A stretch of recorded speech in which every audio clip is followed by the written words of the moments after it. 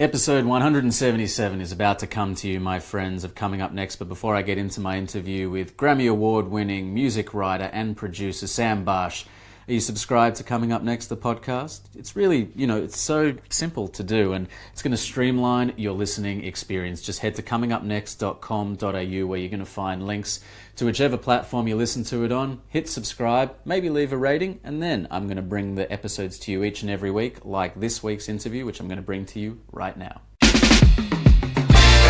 is, the only thing that matters is how bad you want it. Black tux, Omega on my arm, I'm gonna straight James Bond it. James Bond it. I know, whatever park I play, I'm guaranteed to go yard in. Let's get it, yeah. I can't stop until I make my mark and have my own rose garden. Rose garden. Wake up, get straight to the mission. Pen to the paper, collision. Ain't no escaping my vision. I'm out here making them listen. Music, my sacred religion. Mentally break out the prison. Ain't never faking with fiction. Breaking the rules, forsaking outdated traditions. Steady upgrading the system.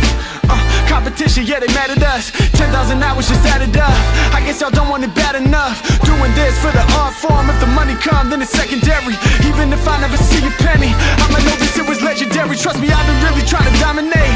I ain't really got the time to wait. When you winning, it's all kinda hate. Never tripping on my mind is straight. This is the road that was meant for me. I'm just composing my symphony. Don't need no sympathy, just need to focus my energy. I'm about to blow in this industry, that much is guaranteed. Y'all ain't scaring me. Music truly is my therapy. Stretched thin, life is tearing me wide open. These beats are repairing me. Yeah, I never worry disguise. Open your eyes, my soul on the rise. Kendrick just lifted the level of high. I need that Pulitzer Prize. Yeah, is the only thing that matters. Come is on. how bad you want it. Yeah. A black tux, Omega on my arm, I'm gonna straight James Bond it. James Bond it. I know, whatever park I play, I'm guaranteed to go yard in. Yeah. I can't stop until I make my mark and have my own rose garden. Let's go. Rose garden. Telling the truth. When I'm in the booth, I'm living proof. You should do you. I never thought I could lose, even when I had them out in the move. I got a problem with rules, something about them I never could do. That's why I just do me, not talking jobs. Grew up in Ferguson, I dealt with some bad times. So sometimes I just wanna get high in the trees, run away from my problems to the mic and some dreams. 10 plus 10 equals 20 on a bad day. That mean no matter what, them numbers gon' do what they do. Feeling like I'm Superwoman when I'm in the booth. I can't even lie about it, I'm talking the truth. I'm talking to you, you looking at me. It's something about me you really wish you could be. Yeah, I'm checking the score and I came to compete. Right now I'm on a mission, building up my legacy. The truth is, the only thing that matters is how bad you want it. A black tux, Omega on my arm, I'm gonna straight James Bond it. James Bond it. I know, whatever park I play, I'm guaranteed to go yard in. I can't stop until I make my mark and have my own rose garden. Rose garden.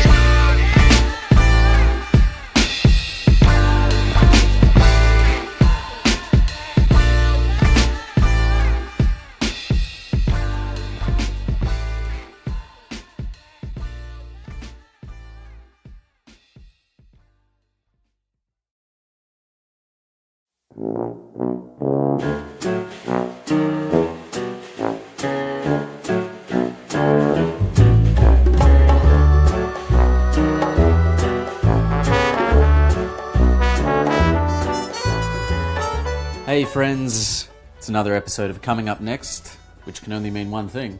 It's another episode of Coming Up Next. I'm Alistair Marks, thanks for tuning in to my show.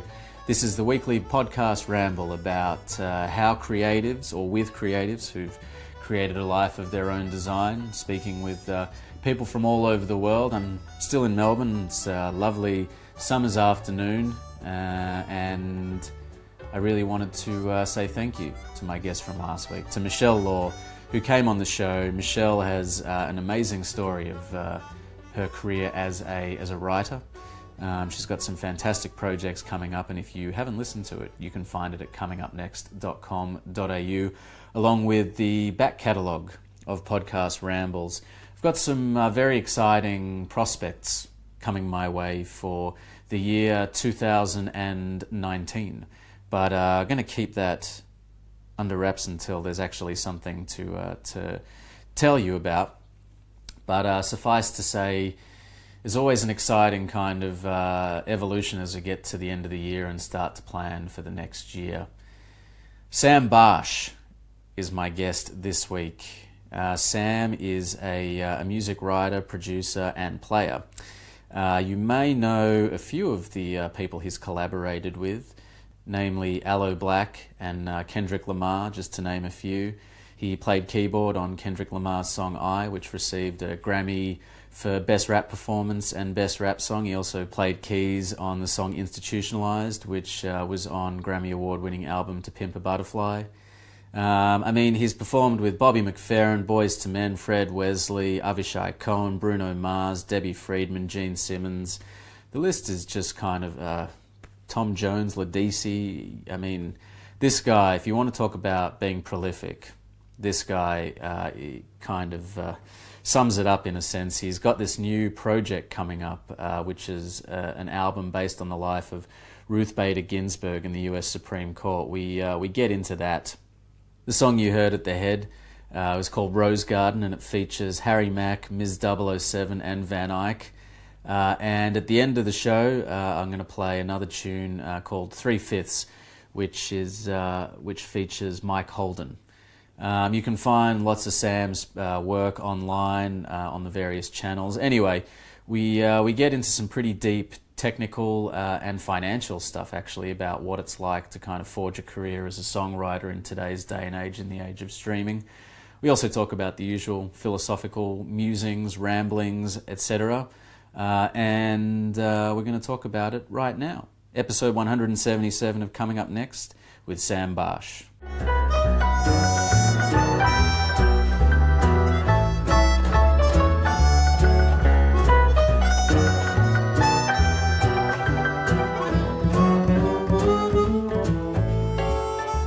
I guess it's unusual that I would approach someone to do a podcast or an interview off the back of a social media post, but after I interviewed a mutual friend of ours, Lex Sadler, about a month ago, I saw this post pop up in my feed that was kind of breaking down in quite specific terms what it means to be a songwriter in 2018 from the point of view of someone who's worked with some of the biggest names of all time in music.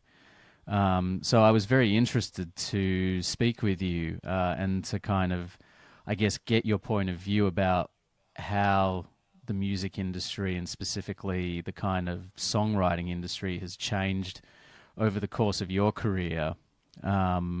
And I guess also how you've kind of adjusted to the psychological aspect of that. The kind of one of the last things you said in the post was, it'd be like embarking on an education to become a doctor, knowing that at the end of your university or tertiary education, you were going to be earning, a nice six-sum figure per year. And then when you get there, finding out that it's actually only about $50K a year. I guess I'm interested to kind of understand from your point of view where it all began and where it's come to. Yeah, for sure. Well, I'll start by saying that figure, like 50, 60 grand, that was like ballpark, and that was just from songwriting royalties. So I do other stuff that pads the income. I'm not trying to like brag about my income or by any means, because some years it's definitely very low. But I wanted to make sure this was targeted specifically to songwriting and not to just like the music industry in general or producer fees or stuff like that. So that being said, I targeted this post specifically to songwriters because I know a lot of friends that are musicians, that are trying to get into the songwriting game and like they want to stop being musicians full time and they want to get into writing.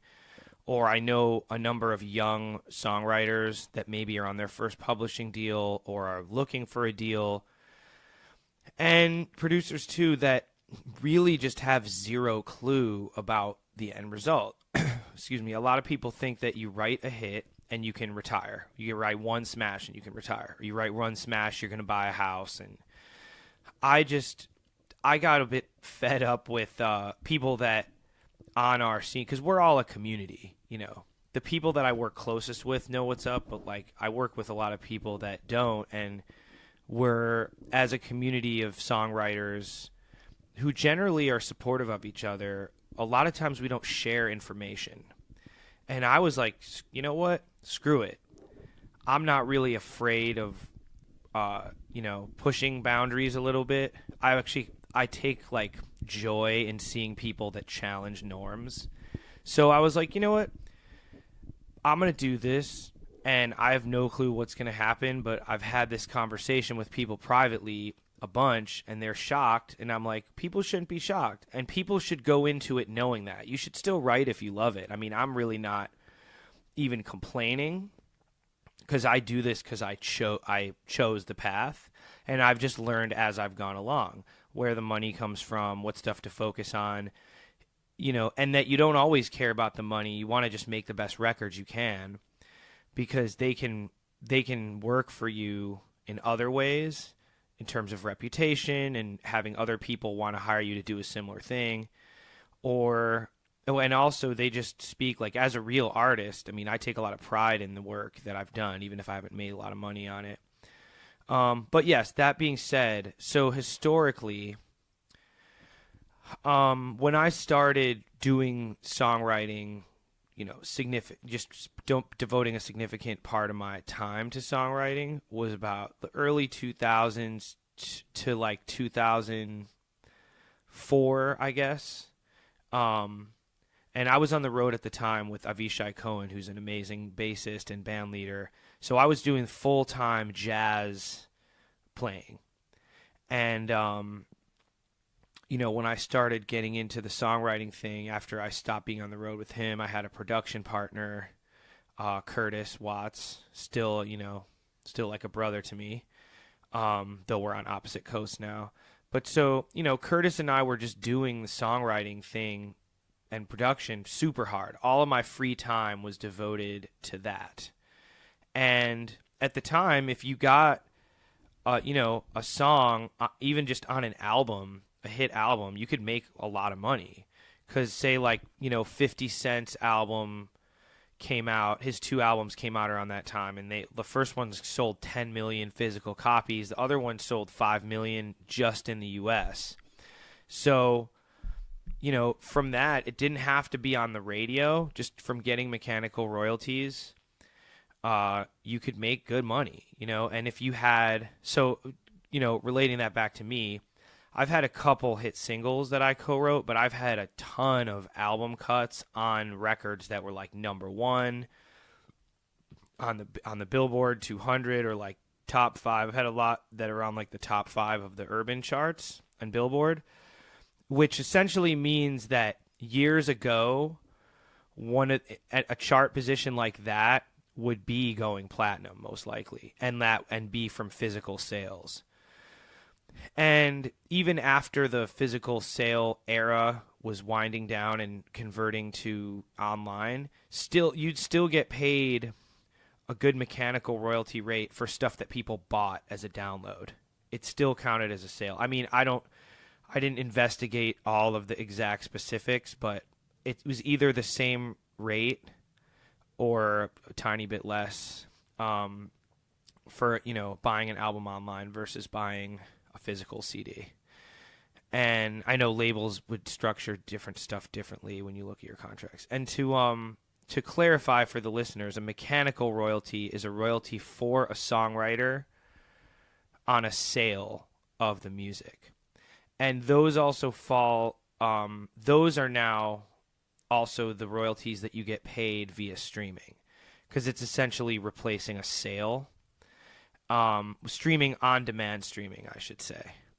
like Spotify, Tidal, Apple Music.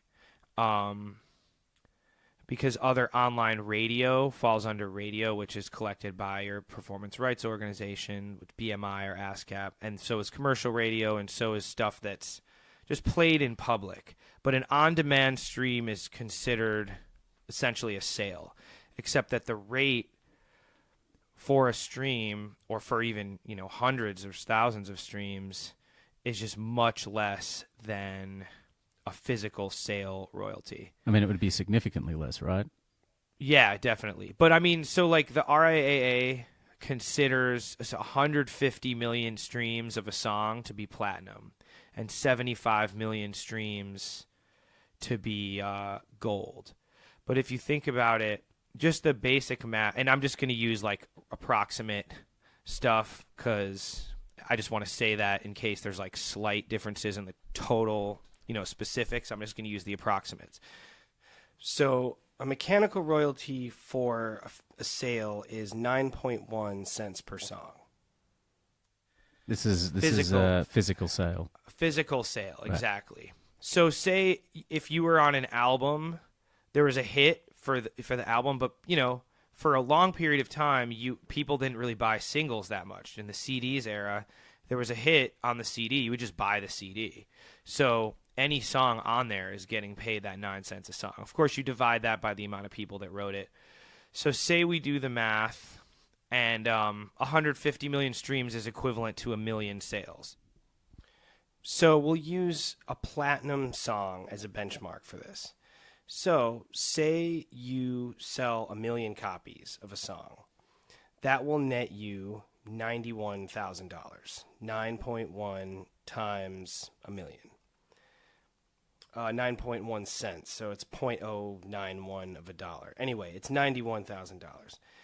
Now, the going rate, we'll use the average rate for a on-demand stream, and we'll just use Spotify's average rate. I'm not making them the boogeyman. I actually like Spotify, and we can talk about that a little more later, but they're just the most used platform, and they pay a little less than Apple, but more than other companies. So it's 0.00037 of a dollar per on-demand stream for a mechanical royalty, or 0.037 cents.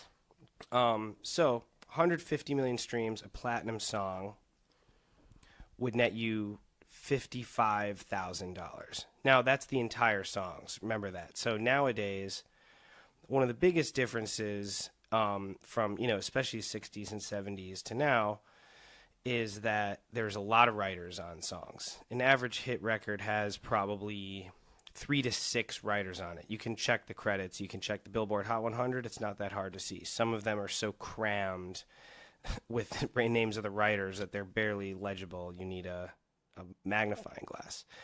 Now, the biggest difference, taking that into account, aside from the fact that streaming mechanical for a platinum song pays a little more than half of what it did for sales mechanical, is what I mentioned before, is that people are just listening to the hit songs much more as opposed to the album cut. So if you have an album cut on an album that goes platinum or gold or multi-platinum, and the rubric for platinum certification for albums is different, you can look it up online, but it's like amount of total times the album was streamed, or like almost the whole album by different users. Anyway, again, when you had a platinum selling album, essentially every song on the album sold 1 million.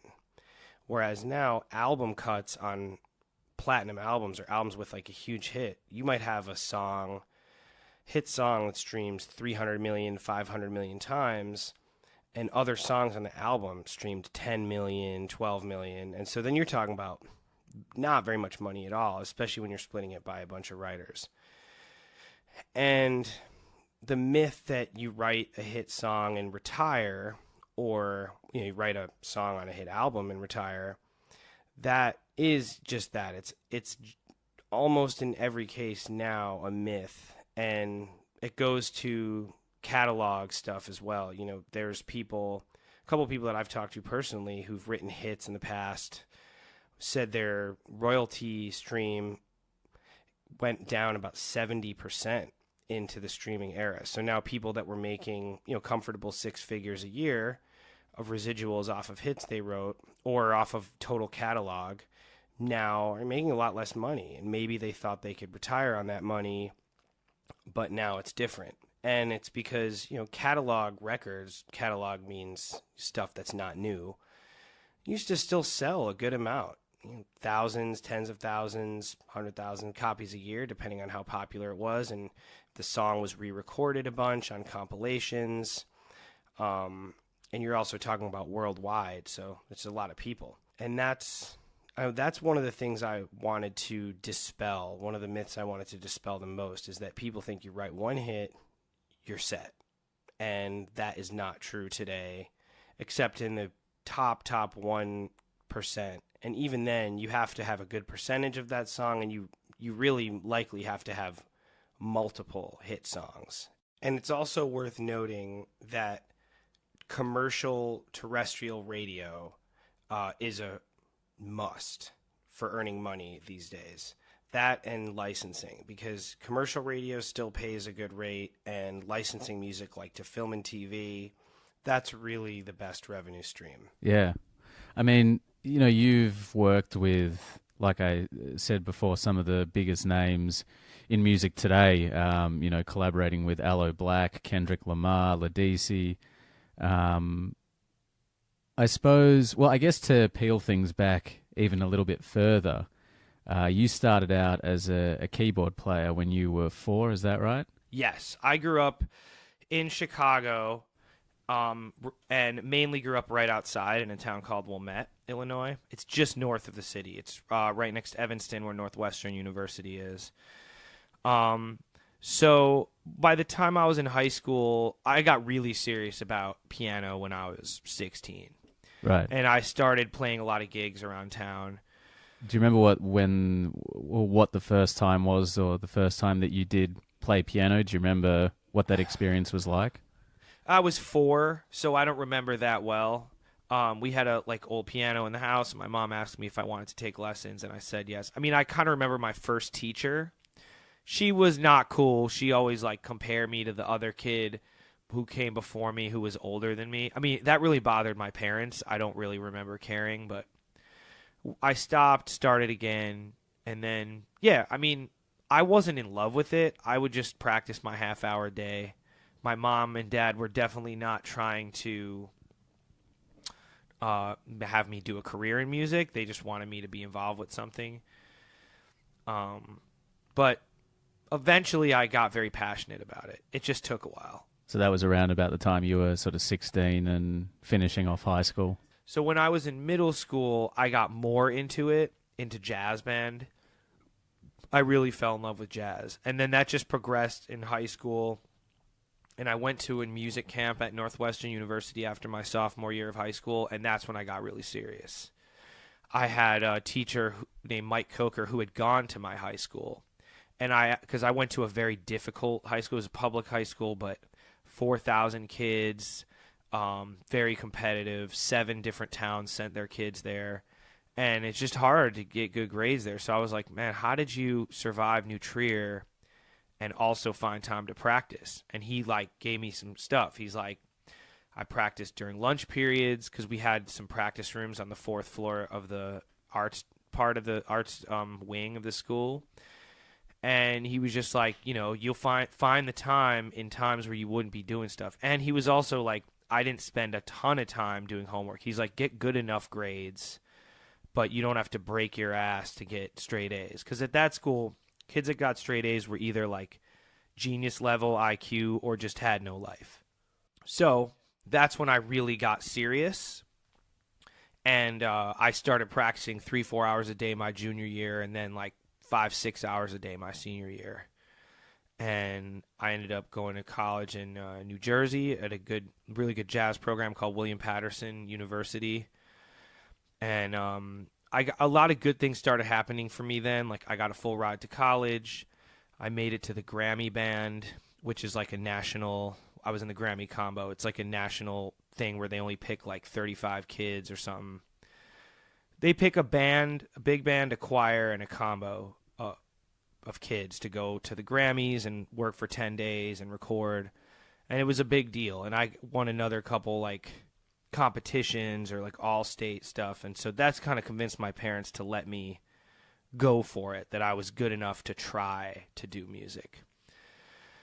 And then, yeah, I went to college in Jersey right outside of New York, and I got into the New York scene throughout that time. And I was working, by the time I graduated, I was working full-time doing jazz, basically. Yeah, wow.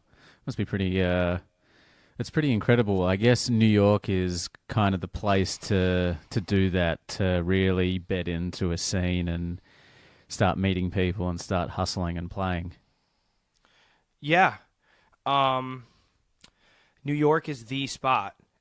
I mean, it's dwindled to some extent for other styles of music now, with people moving to Los Angeles, Nashville, Atlanta, or, a lot of people I know moving upstate New York. But for jazz, it's still the Mecca. When I went there, I moved there almost 20 years ago. It was totally the Mecca. It was the most competitive place to do jazz, but it was the best people. And I was so gung-ho on jazz. I was just like, this is what I'm going to do. And, my junior and senior year, I lived in New York and commuted to New Jersey. I lived in Brooklyn. And I had only had school 2 days a week, so I was just doing sessions, having people come over to the house to play, going out sometimes to multiple places, multiple clubs a night. And I was just like, you know what? Fuck it. I'm here. I'm going to give this a shot. And I know I had it in me to be great. I've had a lot of insecurities about a lot of stuff in my life, but the one lingering thing in my soul was I knew I at least had the talent to be good or to be great, but talent has to be unlocked by hard work. So sometimes when people say you're so talented, I'm like, that's just the first step in the journey. Like, you're lucky if you have talent, but you really have to harness it. So I always known that in me that I could do it, but it takes a lot of hard work. It takes a lot of, breaking down personal barriers, just getting the guts to come and go to sessions and sit in and know you're not going to sound your best and introduce yourself to people. And people in the jazz world, they call it vibing. A lot of people will give you a real stank-ass attitude when you're new to the scene. Yeah, right. But you know what? Motherfuckers now are kind of wussies and complaining about all that shit. It's like, you got to go through it. You got to get vibed to build up your skin to be thick enough to deal with the stuff that you're going to deal with in this business. So I would never be the person that vibed anybody, because that's not in my nature at all. But there's cats that do it. There's salty cats, or there's dudes that are old school that just feel like you got to go through that in order to, earn your stripes. Yeah, exactly. So I definitely earned my stripes on the scene, and along the way, became a lot less sensitive to like perceived slights or like people being mean. I've had people threaten to kill me on the bandstand. Wow. I've definitely had people playing in a band where like one of the band members just wouldn't talk to me or talk super down to me, and the music goes on. Do you have any best gig, worst gig kind of memories from that period? Oh, man. From that period, I got to dig deep. Well, okay. Actually, you know what? I have a best and worst experience story that was the same thing. So when I had known Avishai Cohen through friends of mine that we went to school with. He played in like a rock band with them, and we got to know each other, and he was looking for a new pianist for his trio. And my friend Mark Giuliano was already in the band, and he was like, yo, you should check out Sam. So I had scored a gig through friends of mine at Haverford College. And Avishai was like, down to do it. It was almost like an audition. So Haverford's 2 hours from New York and Philadelphia suburbs. So we go down there. It's dope. They have like, a bunch of food for us, booze. It's like a college basement party. So it's just, the vibe is dope. And the gig went great. And so I had a feeling that might have meant I was in the band. So that was like a super high. You know, he was super stoked about it. And we played some of his music. We played like an arrangement I had done. So that was, you know, an ecstatic feeling. And it set off a 3-year working relationship. We did 3 records. You know, I was able to buy an apartment from touring that gig. And we went. So then we're driving home. So this is just some New York shit. Like, this is the worst drive home I've ever had. So we're driving back. So Mark lived in like an area of New Jersey that just like wasn't that close to the freeway that we were taking. So we leave at probably 1 a.m. and the other guys are probably drunk. So I mean, I don't drive drunk. So drive him. I'm like getting lost. It's mad dark. Finally get him into his place in Jersey. Then go into New York. So obviously I lived on the Upper West Side. So we're driving. I get into the city, and the West Side Highway. This is 3 a.m. in New York on a Saturday. The West Side Highway is just stopped dead. There's no one moving. We get out of the car. It's that bad. I'm like, motherfucker, I've been driving for so long. I was so tired. I wanted to stay in Philly. So finally, the West Side Highway like starts kind of moving. Takes like 45 minutes. Finally get to his house. Then, and I live in Brooklyn, so I got to go back downtown and over the Williamsburg Bridge. So then I cross town to take the FDR, which is the East Side Highway of Manhattan. It's so fucking backed up that people are driving in reverse on the FDR. This is 4 a.m. That's fucked up. It's like both the West Side Highway and the FDR were like mayhem, you know. And I've done that before. I've driven in reverse in New York. You know, people drive reverse off of a ramp. It's a Wild West in a lot of places there with driving. So then I have to drive local all the way home. Then I get back to my place. There's no parking, and I have to unload my Fender Rhodes just by myself, which weighs over 100 pounds probably. Maybe if I'm lucky, it weighs 80 pounds, but I'm pretty sure it weighs over 100. So I'm dragging that shit into the house. Then go find a parking spot like 5:30 a.m. But still, after all that, was stoked because I knew that gig could lead to something good. I feel like that's almost a microcosm of the music business. It's like you can have extreme highs, but then just go through the most life resistance possible, and you just still have to endure. Like that, you know, shit like that. I dealt with. I had a car once that I got hit and run by a police officer in my car. I got a car that it was in the shop and they kept it for 4 months. They were driving it all over. Just like random life shit like that now I'm in LA, I never take anything for granted. Every day I'm thankful. I'm like, man, I don't have to do this.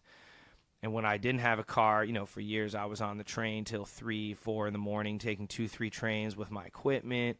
So I know that was a little bit longer of an answer to the question of worst, best gig experience, but I think it just goes to the nature of the yin and yang of the music world.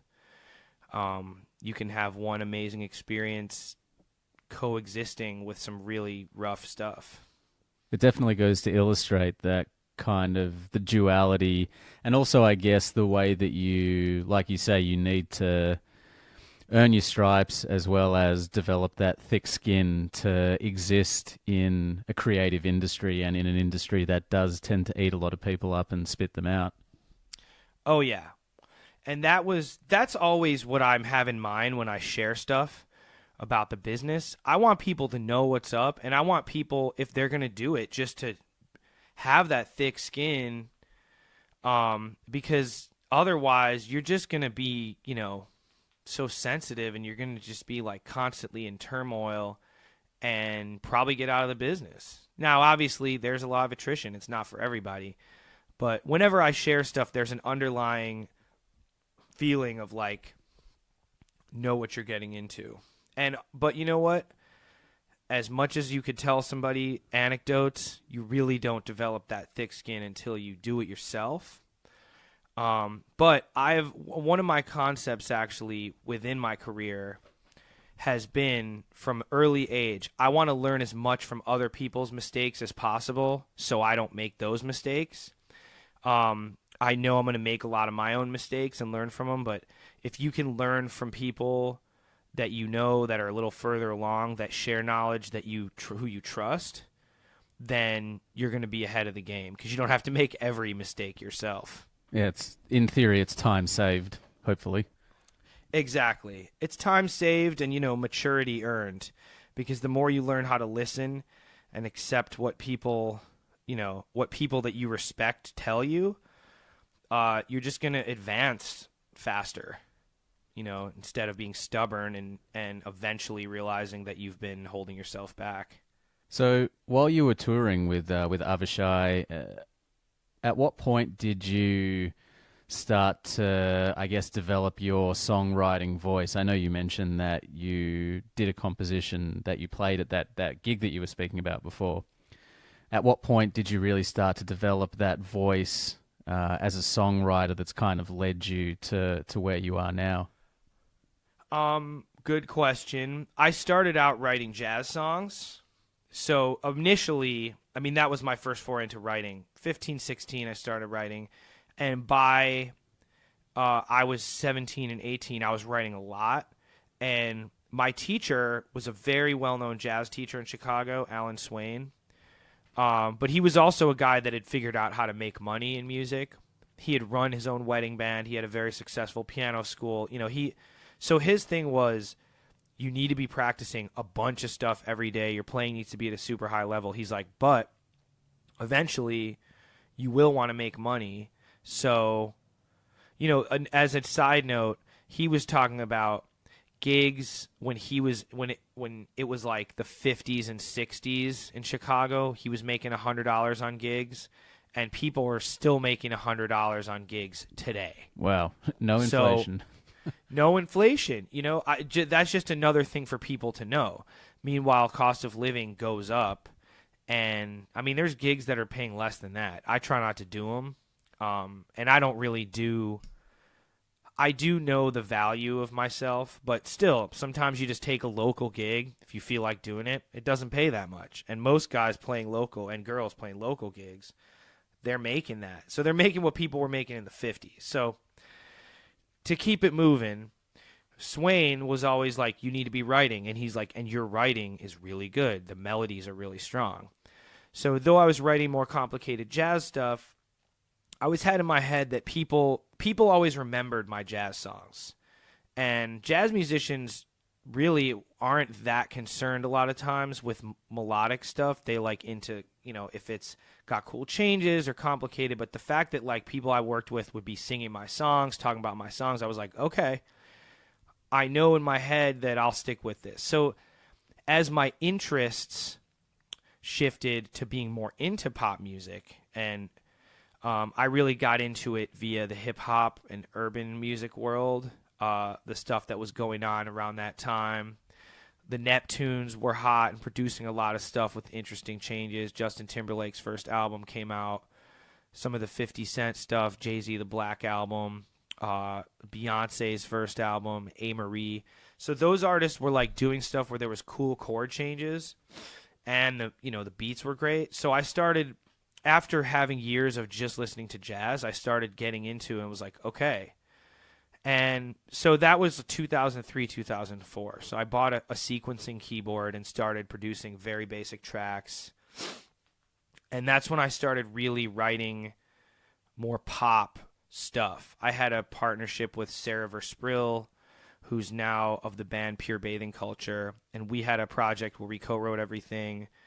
And there's a duo band called Sam and Josh who became very close friends of mine, who were like great songwriters, and they knew how to record themselves. So I started doing stuff with them and just learning how to even do it. And, I had friends that gave me encouragement, but stark commentary. Like my friend Josh, he was like, look, I think some of the stuff you're writing is good. Some of it's, not really that good. And, just if you want to do this, keep going. Because he respected me as a keyboard player, so I think some people were surprised that I was interested in doing that. And, another friend of mine who had a major record deal at the time, she was like, stuff's pretty good, just keep working at it. And then my first meeting with a publisher, I met with the Royalty Network in New York. And I know people that work with them, and I always tell them, please tell the guy thank you. I don't want to say his name, but I'm always like, please tell him thank you. Because we had a meeting, and I played him my CD of like my demo songs, and I had like paid people to help me record them and stuff. Listens to them, very unenthusiastic reaction. It wasn't mean, but I had brought his copy of the CD to leave for him, and he kept telling me, make sure you take your CD. Like, he said that multiple times. He didn't even want to be the one to have to throw it away. He didn't want it in his office. So I've gotten, along the way as I started, I got some good, good cold hard feedback. I had another close friend of mine listen to it and go on for 45 minutes about how it was whack and all this other stuff. But by the time I was, 25-ish years old, I was deep into doing the pop writing stuff. And what was your expectation when you started to immerse yourself in that, in terms of where you saw it going, both in terms of artistically and financially? Artistically, I really wanted to have a hot record that, that spoke to people, but that was also a hit. Like, whenever I would go to clubs that played like the, hit music of the day, I never wanted to dance. I would just listen and be like, I could do this shit, and I'm inspired by this to do my own stuff that is this. And I knew that people were making money. I mean, it wasn't hard to just see, especially in hip hop, it was so flossy of a culture. And a lot of that is BS. And flossing is like when you show off and get jewelry and all this stuff like that. But a lot of producers were getting money. And I knew anecdotally, and again, a lot of these things are anecdotally, or you read one thing one place and another thing another place. But, people like Scott Storch, who was a hot producer, one of the hottest producers at the time, getting $100,000 to $150,000 a song. The Neptunes were in that same range. And sometimes that was stuff that was just the label bought the beat from them, and they might not have even used it. It's crazy. And yeah, nowadays, even big producers, unless you're the A-list number one producer, which is only a few people, even like people with major songs, they're not getting paid generally in advance. They're mainly getting their fee if the song if the song gets taken by the label. Now, producers have day rates and they'll charge for their studios, but the average producer in music today is doing everything on spec. And they get their fee if the label decides to use the song. So that's another important. This is a kind of a tangent, but that's another important thing for people to know, is that you're going to be doing a lot of work on spec, aka for free, until you hopefully land a placement. So there's producers. Say a producer has 2-3 good placements in a year. All the other stuff they did probably didn't pay. Anyway, so in back to like the 2005 days, you saw what the major producers were getting. And so you figure that the guys just under them were still getting, 50, 75 grand a song. Tony Braxton wrote about working with Irv Gotti, who was founded Murder Inc. Records and discovered Ashanti and worked with Ja Rule and stuff. But he was also a producer for outside artists. And in her book, she said he was getting $200,000 a song. So just think about that. That was there. That carrot was there on the stick. Now, I knew a lot less about publishing then. I had read some books, so I didn't know exactly how much like stuff paid when it was on the radio or the whole licensing world. That's really exploded now with all the online media and Netflix and stuff. But I just knew that for producer fees and for royalties at that time, if you had some big records, like, you could make some real scratch. We'll be right back with the interview in just a second, friends, but as this year is beginning to wind up, I wanted to ask you a pertinent question. Are you looking to make 2019 a year where you're far more organised? Do you feel like all of your thoughts are kind of like circling around your head and you're not really sure what to do with them, you're not really sure how to move forward or kind of organise them? You've tried all the apps, all the planners, all the systems, and nothing's really worked. Well, there's this guy out there whose name is Ryder Carroll, and he's come up with this amazing system called the Bullet Journal. The Bullet Journal combines all of the elements of a wish list, a to-do list, and a diary, and I can tell you, it's going to change the way that you organise your life. Through tracking your past, ordering your present, and planning for your future, the Bullet Journal really helps you to identify what matters and set goals accordingly. So, if you're looking to start 2019 on the right foot, check out this essential guide to tracking your past, organising your present, and planning for your future. For all the information, hit up bulletjournal.com. Now, let's get back to the interview. At what point did you start to see your work translating into dollars? In the late 2000s, I had been producing a bunch, and I finally had some product. You know, I had collaborated with other people, but I finally had some product that was playable. You know, we put up a MySpace page, and I was able to send it. And so there was a summer where I had like 3 production projects. And, you know, I made some pretty good money from producing that summer. Then the economy crashed in 2008, and, you know, everyone was affected by that. The music business isn't always as affected as other things, but so I found myself having less work at that time. But then I started a group, Palter Ego, with Jessie Palter, who's still one of my closest friends, and she's a vocalist and songwriter. So we started writing our own stuff. I wasn't producing for like outside artists, but then our music started to get licensed. And we've had songs licensed a number of times. And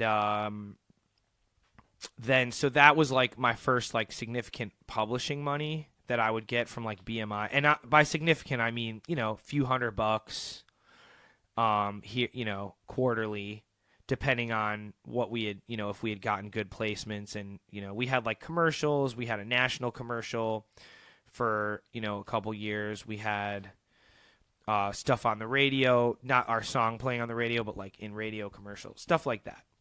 A couple TV shows. That was the first taste. And then I started writing with an artist named Robin McKell, great vocalist and writer, and she's big in France. She's from America, but she's like a festival headliner in France. And we wrote some stuff for her album, and a lot of it I had like one song I had 100% of the publishing, one or two I had 50. Probably the least I had on any of those songs was like 33%. So even though it wasn't a huge record, some of the songs got played a bunch on the radio in Europe, and that adds up, especially if you have 100% of the songs. So then I made some money off that, and then, you know, but the first real situation where I made real money was The Man. And, you know, for your listeners in the UK, that was a #1 pop hit in the UK. It was top 10 in the US, and it got licensed a ton. And it started being on a Beats by Dre commercial, and then the label decided to put it to radio, because, you know, labels always pay to get songs on the radio. Some other shit people should know. But it didn't go to radio for months after it was released. Of course, the label probably didn't believe in the song, but when it got the placement in the Beats by Dre commercials, it just started exploding, and then it was like, I think it went platinum before they even put it on radio, which is interesting. What's the process of writing a song with someone like Aloe Blacc versus where you sort of started from? The process, well, you know, where I started from has prepared me for this, you know, for this day, for everything that I've had to do since. Knowing how to play the piano and play a lot of different styles, and to channel different influences and just let it come out as something that sounds, you know, like a mix of that with modern pop. That comes from me playing, you know, thousands of gigs, learning tons of different music and learning my sounds and learning just how to do stuff stylistically different. So when we got in with Aloe, you know, he has a bunch of different ideas of stuff he wants to hear. And DJ Khalil, who produced the track, he is always amazing at picking cool sounds. But so say he picks a harpsichord sound, I need to be able to play that kind of like you would play a harpsichord within the context of a pop song. But there's certain things you do on harpsichord that you're not going to do the same as a piano or as a Fender Rhodes. Like, for example, harpsichord doesn't sustain. Some of the sounds, you know, some of the sounds they have now that are like synths, the sustain pedal works on them, but it also, as harpsichord, it's one volume when you play it. It doesn't vary in volume by how hard you hit the key. So stuff like that really prepared me. So for doing The Man, we used a harpsichord sound.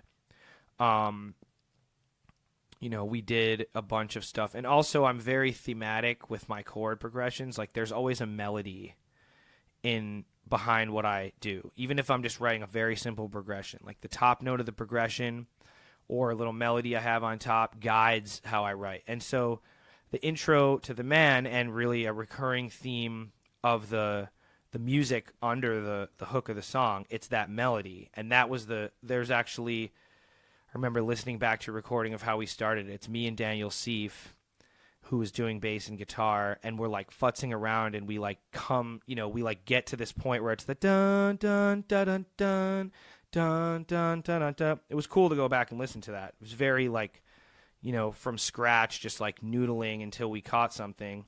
So everything I had done up to that point musically helped me in that situation, and helps me in all situations like that, because I really prefer to work from scratch with artists. And the fact that I can draw from a ton of different influences, or they can be like, we need something like this, or I've been listening to this thing, and I can almost always play something in that style and work from there. It's very advantageous. A lot of producers just do tracks in advance, and artist comes in and they just pick from a track that's already there. And, you know, they don't really have a choice about changing it. Yeah, wow. I always just assumed that music would start from a place of kind of scratch, like you say, or all sort of tunes would start that way, but... No, that is really not the case in most cases.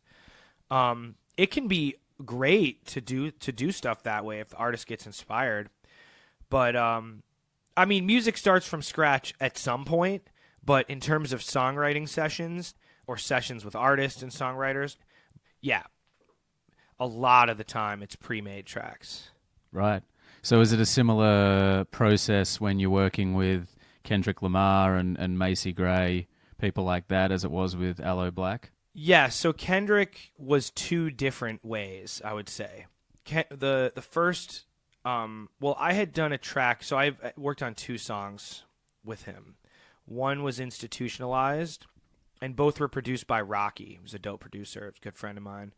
Rocky and I were just like getting together, working on ideas. This was January. This is over a year before To Pimp a Butterfly came out.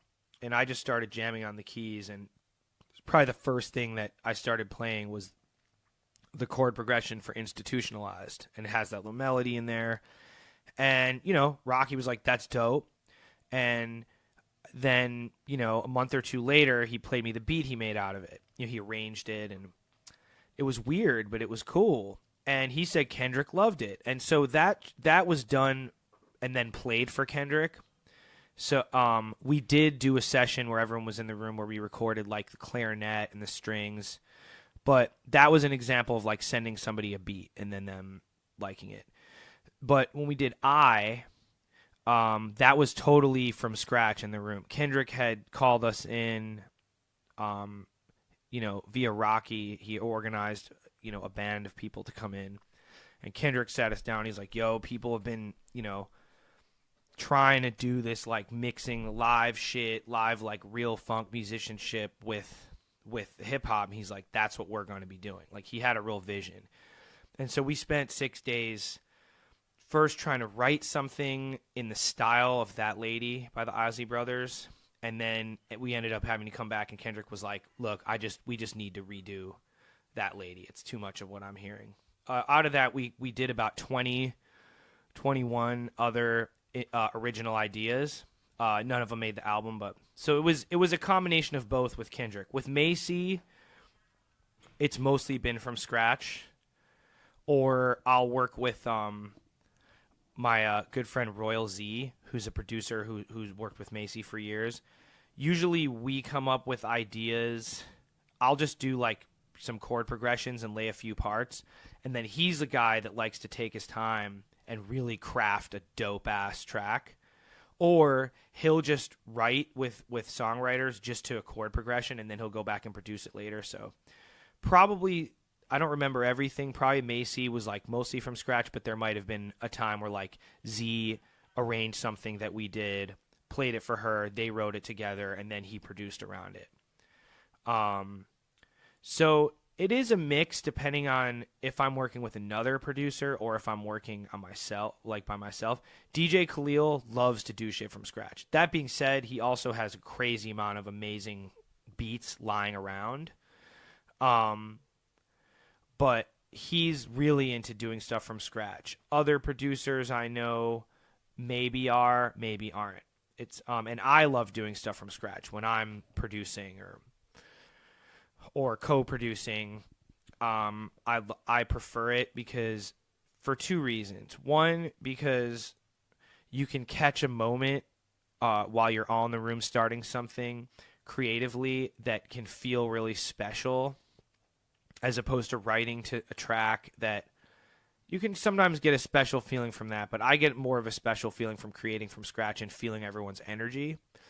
And the other thing is that usually an artist will be way more attached to a song that they were in the room creating from the beginning, as opposed to either a song that was sent to them fully or partially written, or a track that was sent to them. So it's like people generally connect more to stuff when you do it from scratch.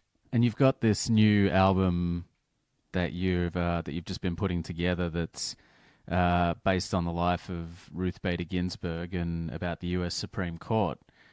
Yeah. What was the kind of how did you draw sort of inspiration for that, and what was the process of putting that together? So that was I was approached by a couple of curators at the Skirball Center, which is a museum and Jewish cultural center in West Los Angeles.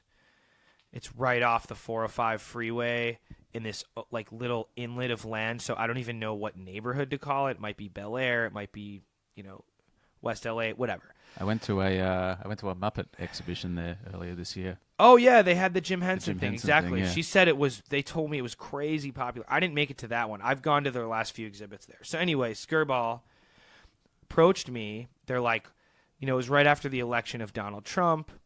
And personally, Donald Trump's values are not in alignment with mine, without getting too political on this podcast. And they are not in alignment with the values of the curators at the Skirball, the particular curators at the Skirball Center that approached me.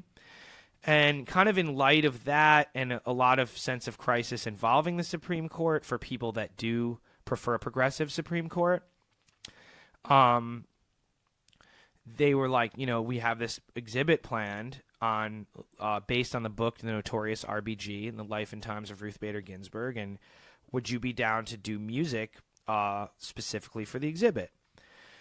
And I was like, yeah, and they're like, basically like, do whatever you want to do, more or less make it like the length of how long it would take somebody to walk through the exhibit. That was like kind of my only guideline. So I started thinking, now they had in the Roy Lichtenstein exhibit, which I'd gone to, they had Kamasi Washington's album playing, which is instrumental, and he didn't custom do it for the exhibit, but they like used it and they had a little like plaque in there saying it was his album. So I was like, it could be an instrumental thing, but then I was thinking, you know what? This could, as I started doing research, I was like, this could be way bigger than that, and it could turn into something great, and it's a good cause to get people to come collaborate.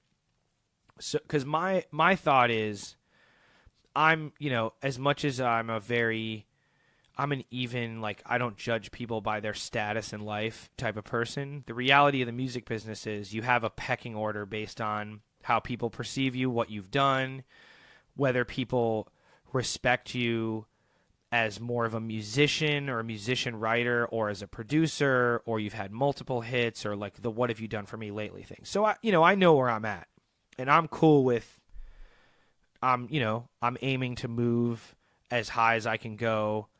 I don't judge people below me, above me, whatever. But my point is that if you want to approach somebody who's like higher on the pecking order, quote unquote, than you always want to bring them something to the table. It annoys me to no end when people who like, maybe aren't even really like good writers or aren't in the scene at all, hit me up. Yo, let's write.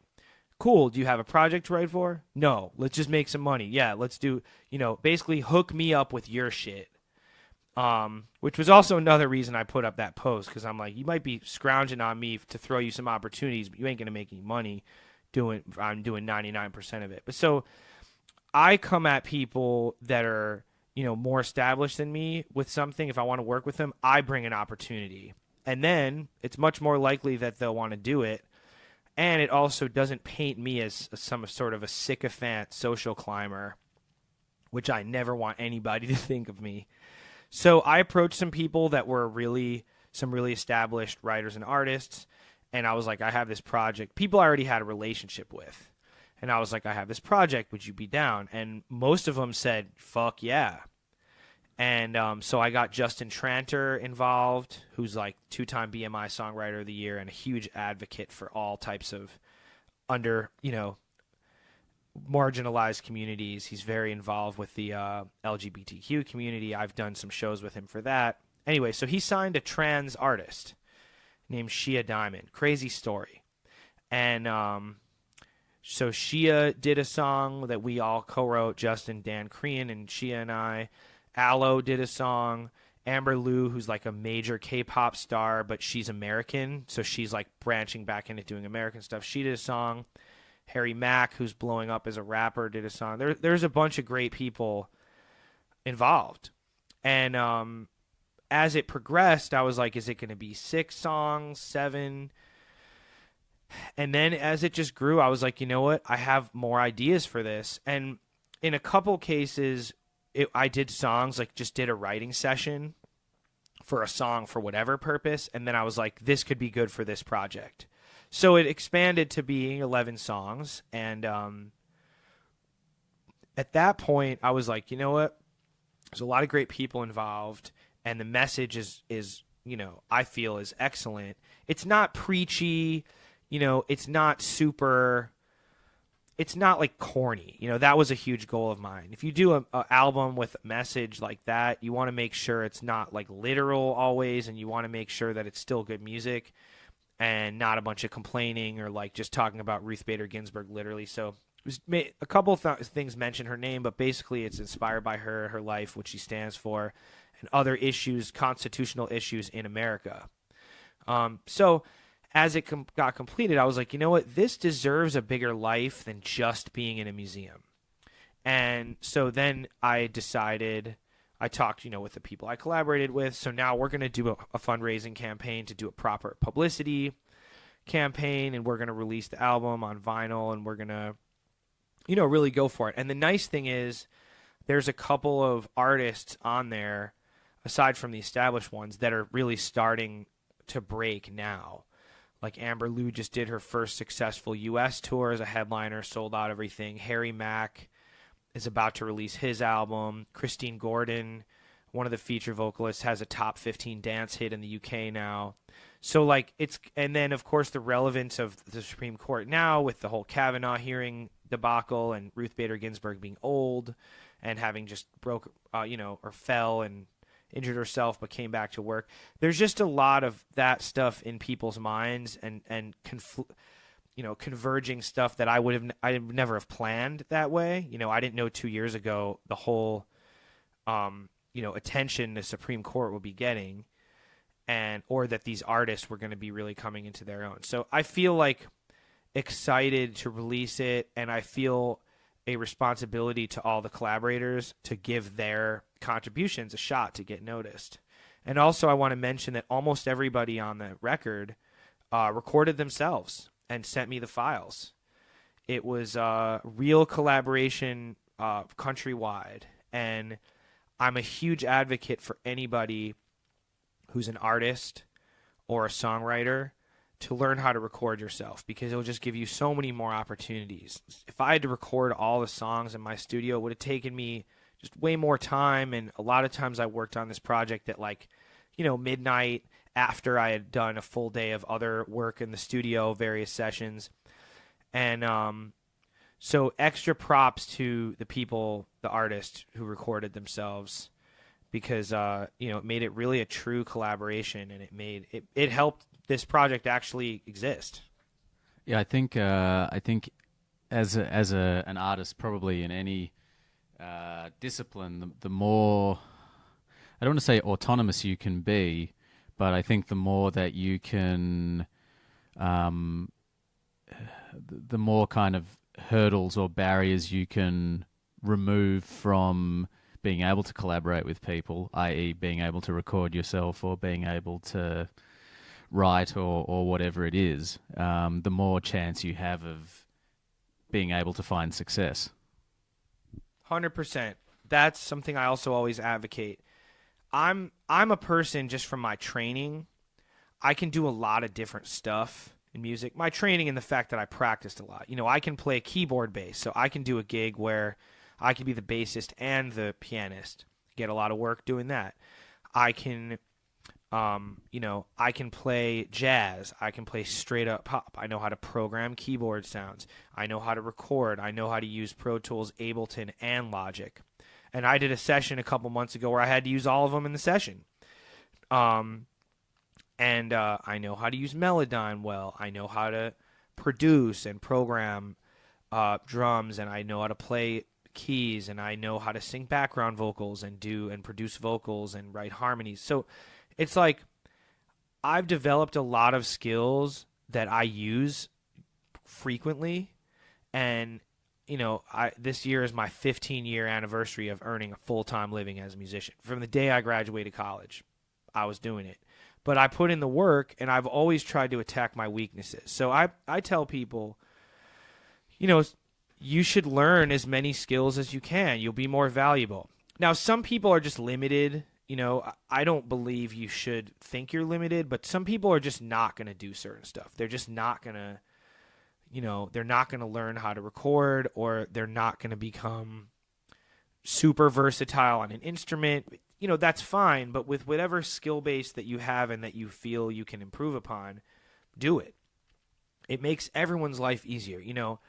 I'm happy to share credit or some money with somebody if they can, if they can record and produce vocals on their own. Yeah. Get them paid as a vocal producer. Get them paid as a dope background singer. I don't care. It just saves time. It's everybody gets to, get more stuff done. Musicians, most musicians I know that are in the studio world do know how to record themselves, I gotta say. It's more common than not. It's unfortunately vocalists that are much less likely to be able to record themselves. And,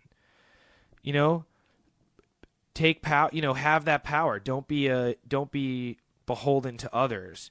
You as a vocalist, and especially in this business as a female, I always advocate have as much, as many skills and as much power as you can, because then you can't be taken advantage of by people. A lot of times women aren't respected as much as men, aren't even thought of as people that could record themselves or that even know anything. And I'm totally against that way of thinking. But the best way to change it is to boss up and be like, yeah, fuck you. I'm recording myself, and my shit's going to sound dope, and I'm going to deliver, and I'm just as good as a dude. And you can start to call me for more technical stuff or whatever, because I have the skills to do it. So I'm a big advocate of trying to get women more involved, just because there's so many talented women, and a lot of times they feel they don't see the role models of females doing what they want to do, so they don't they don't pursue it because you don't have like an archetype to follow. And the more women that really get in, get opportunities and show what they can do, the more women will get involved. And women give a great perspective to things. They're half of the human population.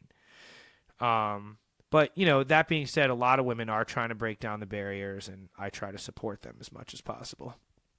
At what point did you, be speaking sort of at the beginning, we're talking about the kind of financial realities of where being a songwriter is today. We're speaking a little bit before about what your expectations were when you began. At what point did you realize what the status quo was, I suppose, around 2014 to now, going back to the financial realities where we began? At what point did you kind of acquiesce or surrender to that as the reality of being a songwriter? I never ask other producers what fees they get. I know that some of the guys I work with are amazing, and whatever they get, they're worth it. But I don't pry into people's business like that. So I didn't find out about the producer fees until I started getting, placements as a producer. And those can vary. They obviously vary depending on if it's a major or a minor label. But, you can still get paid being a producer. That's a good, because it's upfront money. So anyway, that I got really much more familiar with over the last couple of years as I've, increased my producer work. Songwriting wise, once I started getting a lot of cuts on, on records and, you see the royalty statements, and I look at the statements. So that's when I realized the reality. And what always stuck out to me was that satellite radio, which is Sirius XM in this country, Pandora especially pay, it's like useless how much they pay. It's just totally useless.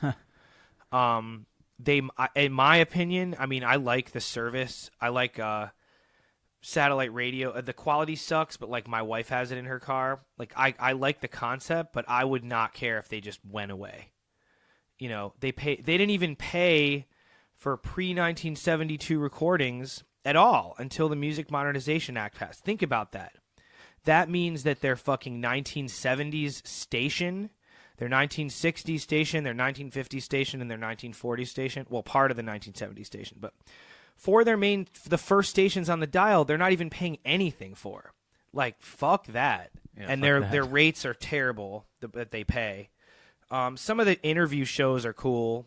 And Pandora, it was great for a while, but fuck you, pay me. That's my, that's my stance. I don't use Pandora. I love Spotify, and I actually advocate streaming is great for artists. Not good for songwriters, but it's a great way for artists to find out about stuff.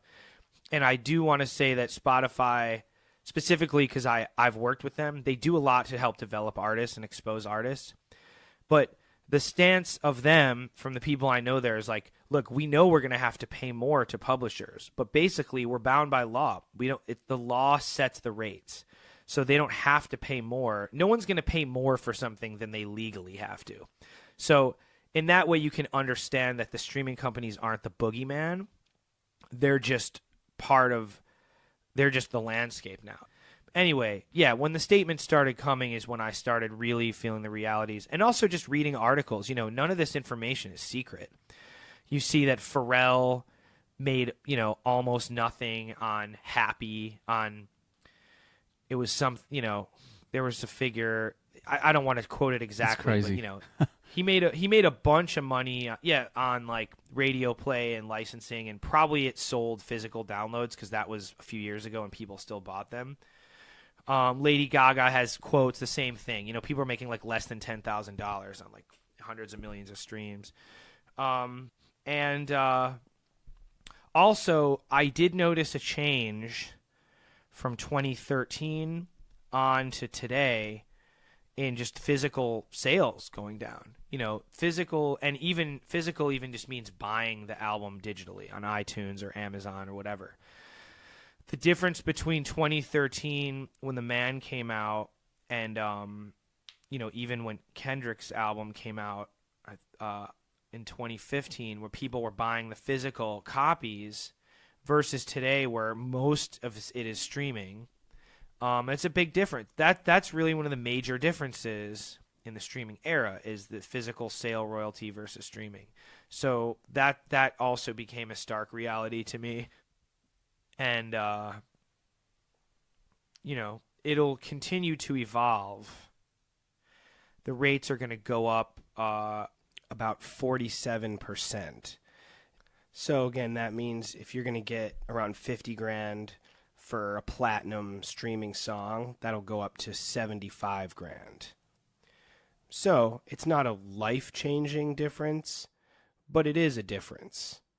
And then the Music Modernization Act is going to allow the rate courts, which set the rates, to take into account modern technology and what they decide the rates are. So there's stuff on the horizon, and my friends and the people I work with, we're all optimistic. We're getting into other aspects of stuff like film and developing artists, and there's a lot of positivity there. So, know what you're getting into, but also if you're in it, maintain a positive attitude. That's always my thing. And when people read my post, some people took a pessimistic view about it, but that's why I wrote a follow-up and really clarified that I do have a good attitude. And then I've talked to a bunch of people about it in person, and people like, man, most people got it, but some people process shit differently, partially because they wanted to be a songwriter, and they're like, this cat must be making a lot of money. And then they're like, man, I'm not even in the game right now. Like, there's no way I'm going to make any money doing this.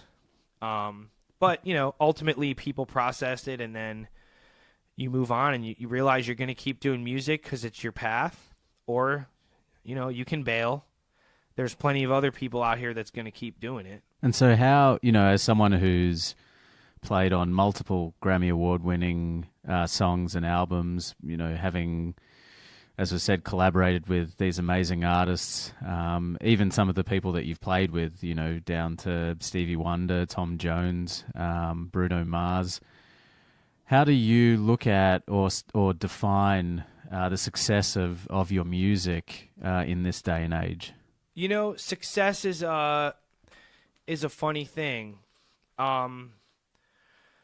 You can get wrapped up in measuring success by money, but in reality, I've known this all along. I mean, the music business, some of the best people don't make a lot of money, but their albums could still be legendary. The stuff they've worked on could be legendary. So I know I have to make a living, but I'm going to judge success on how the music impacts people. Like, if you have a big record, even nowadays, if you're not making a lot of money off it, it's still a big record. People are partying to it. People are listening to it when they do this or that.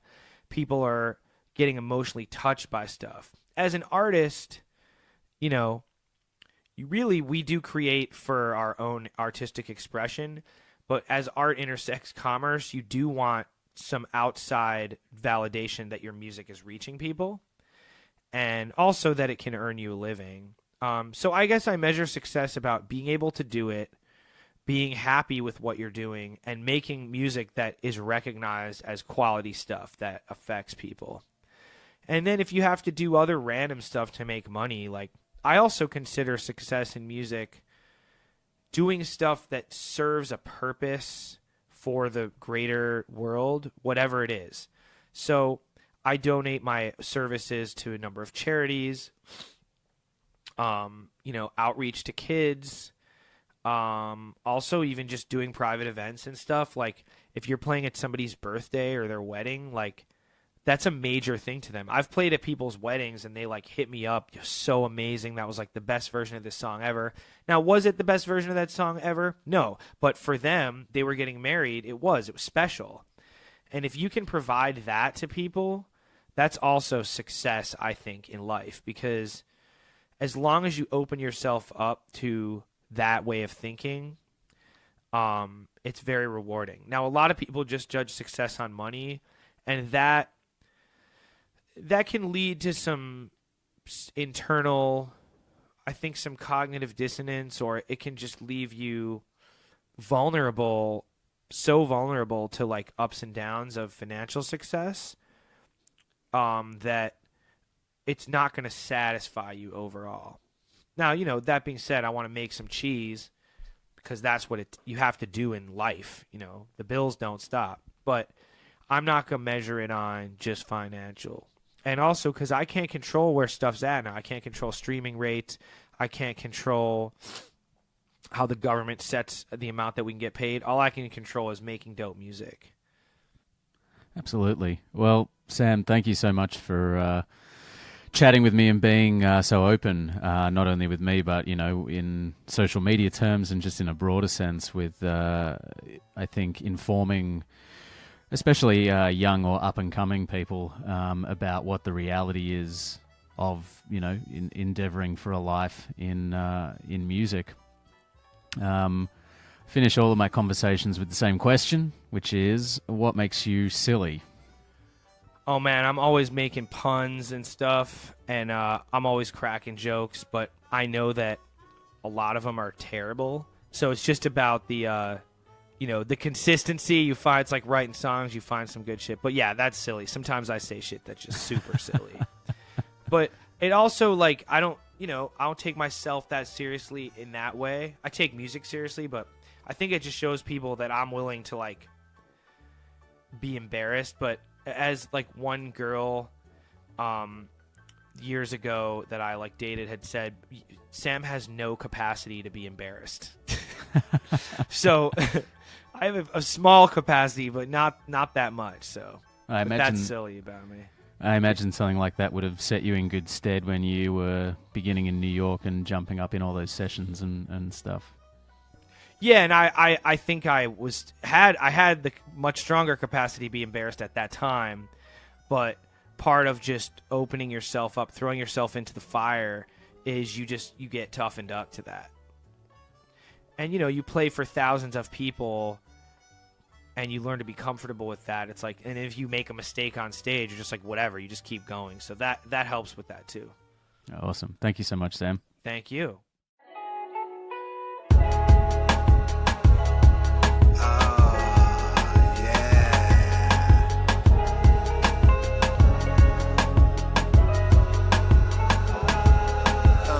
Time to free these burdens. My counterparts say I'm undeserving. It's quite disturbing. I curse the skin that I was birthed in. Turn around and curse the country I put work in. Serving serpents. Steady dreaming I'll catch master out back in Merkham. Dirt napping, earth them for certain. But is my soul worth it? Only thing saving them is this church hymn I sing every Sunday service. Oh, and I turn to the bourbon I keep behind the curtain, so my kids don't know the evil's lurking. My wife know deep down inside I'm a good person, but when I'm off that sauce, she uncertain. It's getting violent. My family's living with the tyrant. Where the time went, product of my environment. I learned nothing but hate, violence and rape on this estate. Try to escape my mistake. Dogs on the chase, quick in my pace, no ace in the hole, just running with my fate in the balance. If they catch me, I'ma bleed by the gallons. I'm swinging from a tree like when I was 3. Your pops when I was 10. Ain't no good luck, try again. For the African, they string you up like violins, but the pressure make diamonds. No looking back, they follow my tracks, pushing out on the gas, running through the grass, dirt, no shoes, no shirt, stepping on branches, can't see my hands, it's dark as the soul of my masters. Dogs making advances, my circumstances getting bad. Freedom ain't free when your skin is black. Tried to get free, maybe I shouldn't have. When that doubt creep in, fake tend to crack. That's when I felt the teeth go in my calf. My whole world flipped around and turned upside down, looking up at my mask. You done f***ed up now. We only 3/5. 3/5 of a man, beaten by his master's hand. I give a f*** about your master plan. Take a boy and put your robe around him, and every time you vote, they count him. We only 3/5. 3/5 of a man, beaten by his master's hand. I give a f*** about your master plan. Take a boy and put your robe around him, but rest assured, all that goes around comes The back soul of my round. grandpop still live within me. Live with that fire inside, can't escape the frenzy. Fresh back from the war, I seen the deaths of many. So I drown all my sorrows inside these fifths of Remy. Just give me one night, free of mangled flesh, bayonets and threats. From bombs bursting in the air, it's hard to take breaths. I wake up in cold sweats, wifey hold me down, ain't giving up on the boy yet. They just blew up the house that God built yesterday. I just laid 2 of my good friends to rest today. And you say, 13th Amendment, they was just pretending. It's all a mirage, trying to beat the odds. Can't vote for the laws, grandfather is off, let the dogs loose. I don't expect them to call a truce, so I'm balling up my fist. Put it in the sky like this, put it to your eye like this. If you insist, we just gon' die like this. History defined like this. Nah, no more speeches, no more pledging allegiance to the goodies like equals. Man, I seen all the evils, carving tongues out, leaving the speechless, gouging eyes out, then get tied down to the train tracks. Where's the payback? Then we meet up at the sundown and discuss how we gon' take back dignity and family they took from us. That's when a mob kicked down the window shutters to confront us. The whole world flipped around and turned upside down, looking dead at them bastards. Up now. We only 3/5. 3/5 of a man, being by his master's hand. I give a fuck about your master plan. Take a boy and put your rope around him, and every time you vote, they count him. We only 3/5.